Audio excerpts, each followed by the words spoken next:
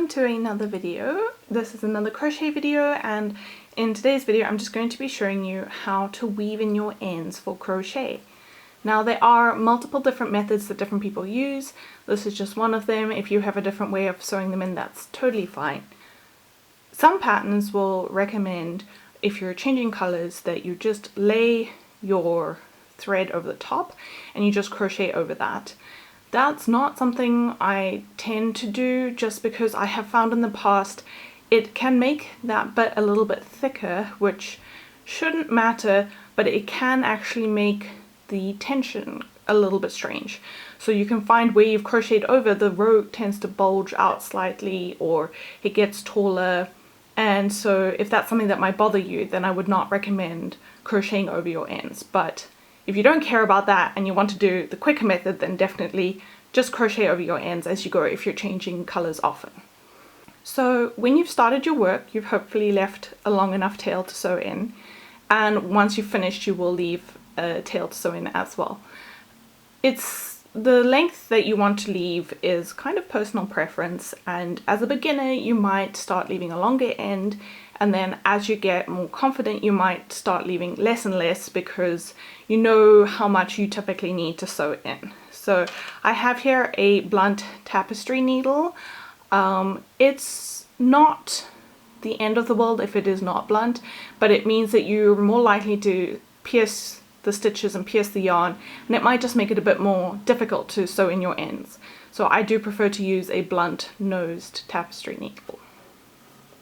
So I'm just going to thread.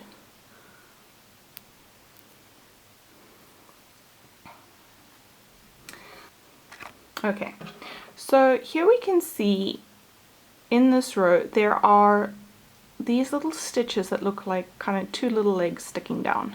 I like to go under those.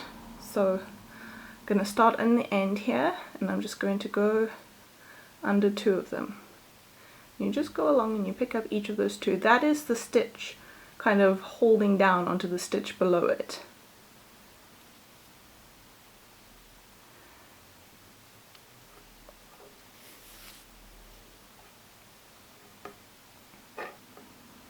So we can carry on going a little bit further.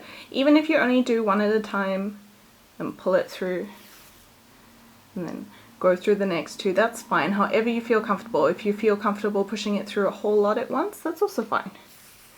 And then once I've done this, you can see you can't really see it. No, you can't see it.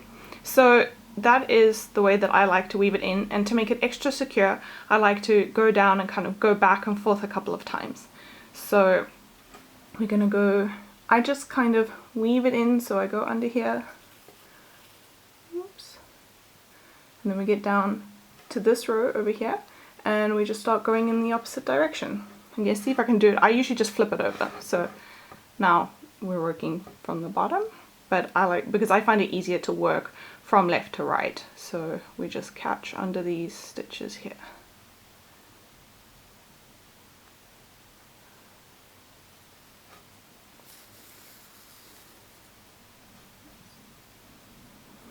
And then you can thread it up again through here,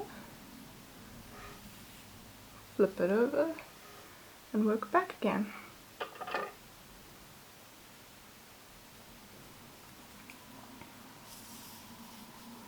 Once I've done that about 3 times going back and forth, then I will just cut my end nice and close to the work. Be careful not to cut the actual work, and just the tail.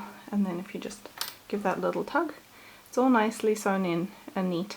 And then I would just do the same on the other side. It's a little bit difficult if you're doing something small like this to try and weave it. I don't like to weave the two ends past each other because it might add a bit of bulk to the fabric. But if you've got a bigger piece and your ends are not close to each other, then it's very easy to just weave them in back and forth a couple of times, and that should not come undone. I've been using this method for many years and I've never had anything come undone using this method.